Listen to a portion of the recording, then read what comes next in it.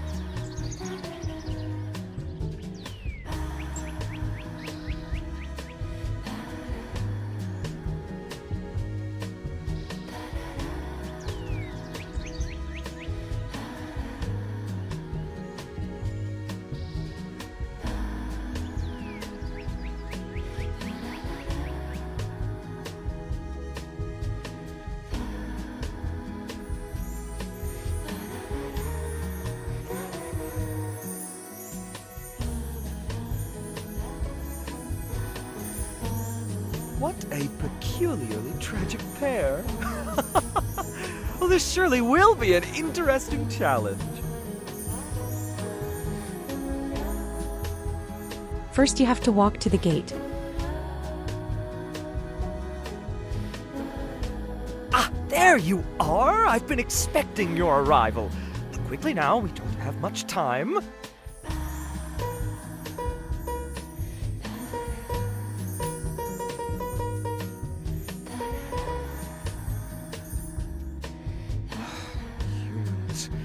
You're all quite a bright bunch, aren't you? I need no introduction. It's obvious with the Cloud Haven, bow and arrow, and my dashingly charming smile who I am.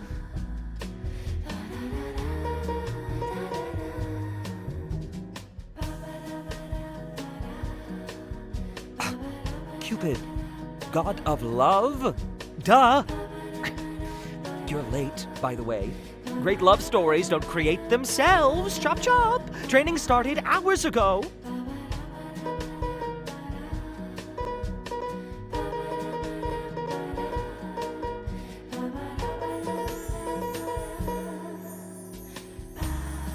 I am never mistaken.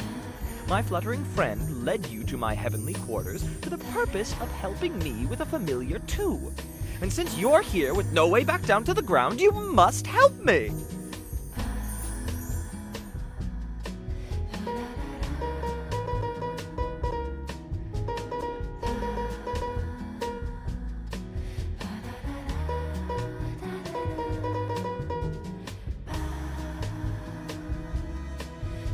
Follow me! My assistant will aid you! After meeting Cupid, walk through the door, then go to the end of the hallway, turn left through another door, where you'll reach a room full of cauldrons and meet Leah Ash.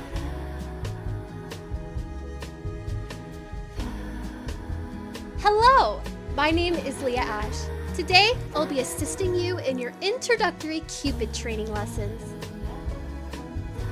Since we're running low on potions, you'll first start with brewing love potions. Afterwards, we'll move on to archery target practice.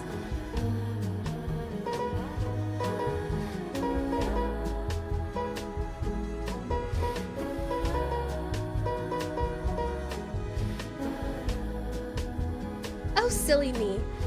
Cupid must have not explained. Every Valentine's Day, we're tasked with resolving an epically tragic love story. This year, the particular pair we're dealing with are very grueling.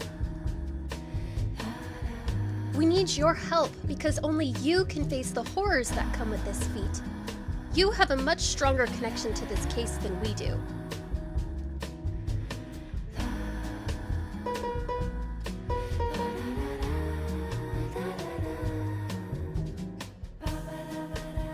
Now you have to make potions. You'll have 3 minutes. Each potion needs a liquid and a solid base, and you have to memorize which ones you will have to use for each one. For example, here I had to use bottled moonlight and dragon scales, but it's always random which ones you will have to use. Take care to choose the right liquid base. Then you will have to move this circle to the top and to the bottom, to shake the base so you can put it into the cauldron. Then you have to choose the right solid base and now move the circle to the left and to the right to sprinkle the ingredient into the pot. After that, you have to move a spoon in a circle 3 times to mix up the potion.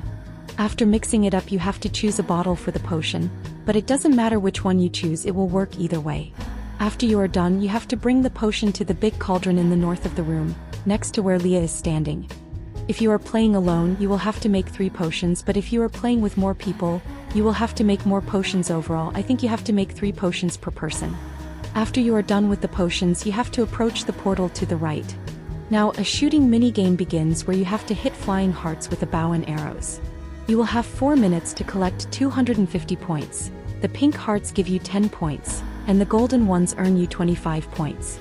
It can be tricky to hit the targets because they are moving. The strategy that worked for me is to not aim directly at the targets, but a bit next to them, to the direction they will be moving to. Meaning that if they will be moving to the right, then I will aim a bit to the right, so considering the arrow's travel time, it will get there when the heart has moved to that spot. Don't worry if you miss a few times, I missed some too. Failure is the first step to improving your skills, and the next step will be easier to overstep. Woohoo! You've successfully completed your training. Now you'll hopefully be ready for what comes next. Outside our safe gardens is the portal to the fortress. Ugh.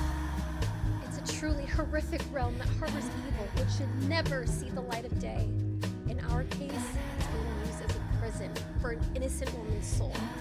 It can only be opened from hitting the portal's target. Safe travels, my friend.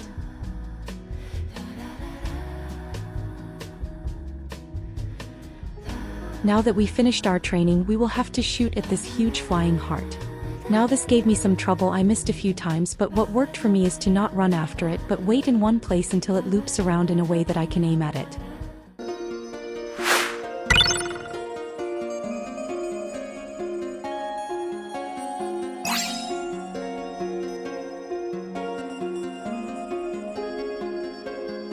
Now we will be teleported to Chapter 2.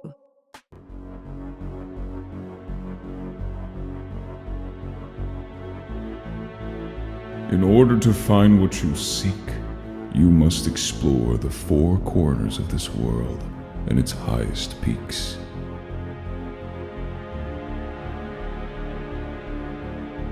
Now we are in Agamemnon's realm, and first we have to find 4 chests around the world.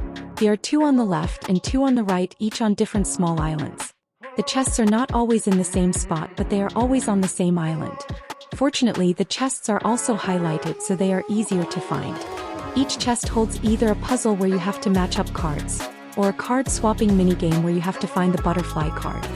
The secret to the card matching minigame is to really pay attention to where the cards are when we are shown their position. You have to remember as many matchups as you can, because we don't have infinite lives, we can only make 5 mistakes. Fortunately, if we fail, we can try again, so don't worry if it's hard for you at first. I failed the first time I tried because I wasn't really paying attention to memorizing the cards. You don't have to remember all of them, and it's fine if you make a few mistakes and lose a few hearts, but remembering at least 2 matchups definitely helps. Or if you are smarter than me, you can quickly take a picture of their positions with another device. I must warn you, my realm doesn't appreciate intruders. Agamemnon scared me a few times here, even when I was ready for the jump scare. The island on the other side always has a maze out of furniture. However, as the chest's position always changes, I can't show you exactly where the chest will spawn, but according to a guide on IGN.com, it can spawn in 2 locations, and I will insert the directions to finding them on the screen.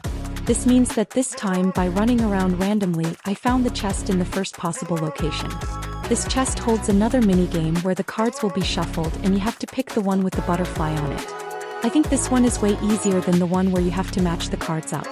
To open the chest, you will have to find the butterfly 3 times. After you open it, get ready for a jump scare from Agamemnon. I know it's not that scary, but after concentrating on the card game, I wasn't ready for it. Now you have to follow the white arrows that will show you the way out of the maze. They can be a bit confusing because they move around as you move, but they will generally show you the way. Now that we found the 2 chests on this side, we have to go back and go to the left side to find another 2 small islands. This realm is actually so beautiful, I am speechless. Also, the devs are really treating us well in these new updates. It must be a lot of work to create these amazing quests. On this island with the broken statues and buildings, the chest's location also always changes, but it is highlighted. The first time I did this quest, the chest spawned on the top of these stairs for me, but now it's back there. To open this one, you will have to find the butterfly cards again. You'll be surprised by secrets left dormant. Off topic, I love Agamemnon's voice actor so much. On the last island, you will have to find the chest in a random location again, but everything will get darker, so it is harder to see, but fortunately the chest is highlighted here too. To open this one, you'll have to win the card memorizing minigame again, but this time I only finished with 1 heart because I mixed up the red apple with the red moon card and got confused.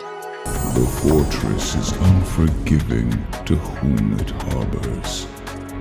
Now that we have opened all 4 chests, we have to go back to the locked door and win a color-matching minigame with the character statues. You have to wait for the colors to flash up. The matching statue will also light up in green, blue, red, or yellow. You have to remember the order which they light up in, and then interact with the statues in the right order. After doing it right 1 time, 1 lock on the door will disappear. To unlock the door fully, you will have to win the color matchup game 3 times. You can walk up to the door after all 3 locks disappeared.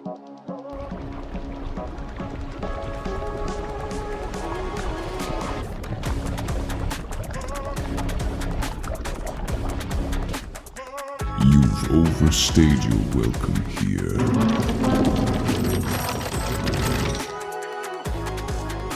In the next section, we have to activate orbs that help us traverse the surroundings by creating bridges or platforms to stand on. The first one creates a simple bridge you can go through. The second one here summons moving platforms you can jump on to get to the other side. If you fall down, you won't lose health, you will just respawn at a spawn point you have reached, and you will get an animation where your avatar falls down and burns themselves. After reaching the other side, you will have to walk on these huge chains. The camera angle also changes to side view. You have to jump up these rocks, then touch the orb that will destroy the wall so you can continue. You can simply jump down and go on. There are also some gaps here you have to jump over. When you reach the other side, the camera angle will go back to normal. Touching the orb creates some moving platforms to the left. They move up and down. After reaching and touching the next orb, you will have to turn around and go back again using the moving platforms, but I accidentally fell down and got teleported back to the bigger platform, so I could miss jumping back on the platforms. Also, touching that orb created a bridge here so we can go on. We can see the next orb highlighted here. Touching it will create another bridge going up to the next platform. Touching this orb will create some platforms for us, however, these ones will disappear after jumping on them, so we have to be fast and take care choosing a path where we don't have to touch the same platform twice. Continuing on, the camera angle will change again and we will have to jump on some huge chains again. When you reach the end of the chain, you can jump down to the orb, and after touching it, you have to use these rocks to climb back up and continue on some pink platforms in another chain. Go right on the chain, and when you see this platform, you have to jump on it and use the ladder to move on. Touching the orb will create some moving platforms again. You know the deal, we have to reach the other side and touch another orb. Also, after touching this one, we have to turn around again because the next platforms appeared there. These ones move from left to right. Did you guys hear about the guy who invented the knock-knock joke? He won the Nobel Prize. Please laugh, I am desperate. Anyway, we have reached the next orb, and touching this created some platforms to the left, but these ones also disappear, so we have to hurry jumping on them.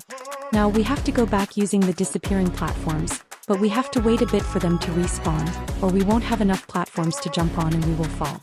I was impatient, so I fell down, but to my surprise I got teleported back to a platform before the big one, so I had to use the moving platforms again to get back.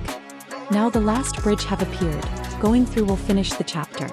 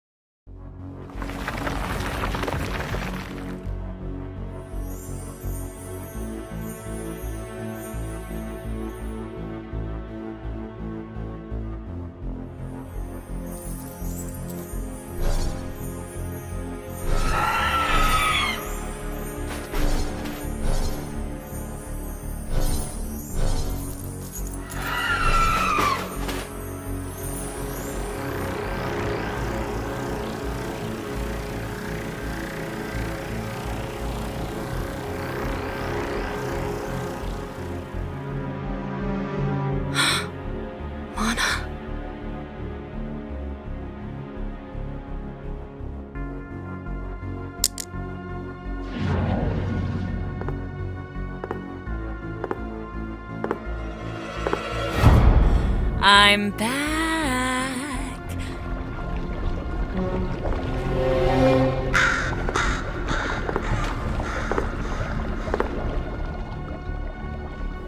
Did you miss me? Because I sure missed you.